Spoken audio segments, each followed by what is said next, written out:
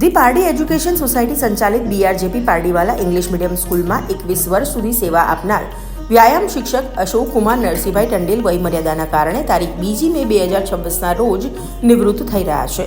આ પ્રસંગે ગત ગુરુવાર 30 એપ્રિલના રોજ શાળા ખાતે તેમનો ભવ્ય વિદાય સન્માન સમારોહ યોજાયો હતો.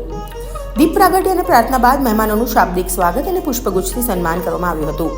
કાર્યક્રમ દરમિયાન શાળાના આચાર્ય ડોક્ટર ચંચલા ભટ્ટ અને નીતિન સરે અશોક સરની શૈક્ષણિક તથા રમતગમત ક્ષેત્રની સિદ્ધિઓને બિરદાવી હતી. અશોક સરના પત્ની હિનાબેન ટંડેલ દ્વારા ખેલાડીઓની દીકરીની જેમ કાળજી રાખવાની સેવાકીય પ્રવૃત્તિની પણ વિશેષ નોંધ લેવાઈ હતી.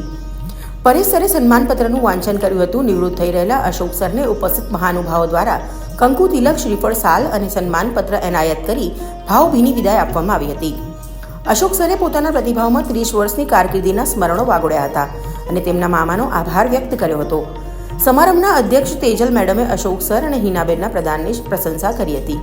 આ પ્રસંગે અતિથિ વિશેષ તરીકે ડોક્ટર બિપિનભાઈ વી પટેલ, શિક્ષણ નિરીક્ષક, જીજી ગઢવી, જિલ્લા રમતગમત અધિકારી, તેજલબેન ડી પટેલ, આચાર્ય મગોડ ડુંગરી, હેમંતભાઈ દેસાઈ, પ્રમુખ Pardi education society, Jayprakash Desai, trustee, Nitinbhai Sonawade, Ketanbhai Desai, advocate Keyurbhai, doctor Abhirajsinh Thakor તથા અન્ય મહાનુભાવો અને સ્ટાફ ઉપસ્થિત રહ્યો હતો.